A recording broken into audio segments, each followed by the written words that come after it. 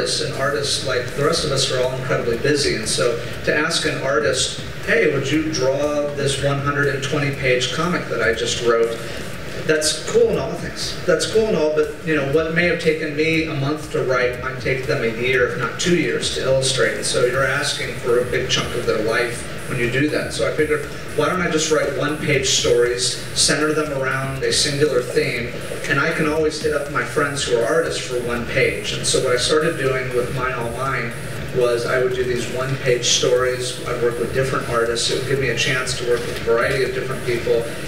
There was no publisher. I could do pretty much whatever I wanted. Mark and I, when we were still in college in the mid-90s, we were driving through Death Valley in a broken-down car that you had to drive with the heat on, so it would overheat in the summer. Had no radio, and we had a boom box that all the batteries died, and so we were bored out of our mind. We stopped at the only gas station around, for the next 50 miles. And in the bathroom was a diary, and I had always kept a diary since I was 13, and to find someone else's diary meant so much to me, and I grabbed it and I hid it under my shirt, and I ran to the car, and I was like, Mark, let's get out of here quick! And he's like, Esther, what did you do? And I was like, I found a diary! I wrote a young adult novel based off of it, tried to get it published. Mark and I and his brother came up with this collaborative scrapbook style that we tried to sell to publishers. We went to mainstream publishers because that's what we were used to. And they all said, we were rejected many, many times. And they said, you can't make fun of the main character. Nobody wants to read a real diary. MTV, we took it to MTV Books, and they're like, nobody cares about the 80s. It was just like all these were all these rejections. From the 80s. It was from the 80s. So I decided I was just going to do everything wrong on purpose, and I self-published it into a 64-page comic. And wouldn't you know, then the publisher sees that and then Fantagraphics published it. They picked it up.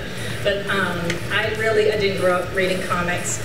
And so I didn't even want to put the drawings into a grid format. I was just trying to break all the rules. I didn't want the main character to be like cute, sexy comic girl. Instead, she was totally the opposite. She was very flawed, but she was very lovable.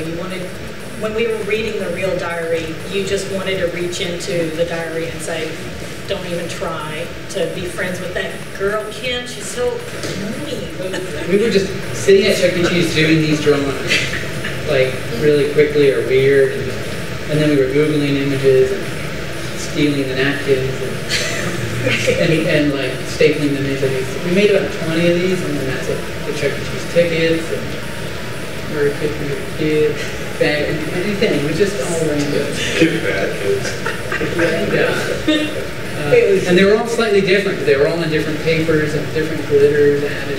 And I would say that any artist I've worked with, it's always been the comic comes first. But by the time we're done working, I mean, they're some of the most meaningful friendships that I have. I've slept on their couches when I've gone to conventions in their hometown. We've taken road trips to remote comic book stores in Kansas, and all of a sudden, it becomes, a really important person that you work with.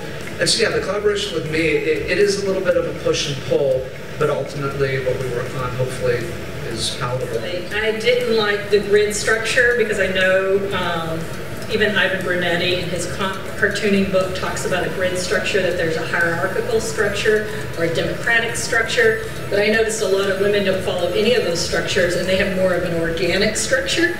And so I was like, I don't want to put my images in any grid whatsoever, so I allowed the page itself was the grid, and turning the page, and the experience of turning the page was the structure. Because I look at mainstream comics and it's like, okay, zombies, superheroes, ninjas, pirates, robots, or if you're in indie comics, it's an ironic treatment of zombies, superheroes, ninjas, pirates, robots. Or the other thing is put a very sexy girl on the cover of your comic. And Being the father of a daughter, I was really concerned about how women were portrayed in comics, and I was continually getting on to my artists to try and cover up the girls that they were drawing.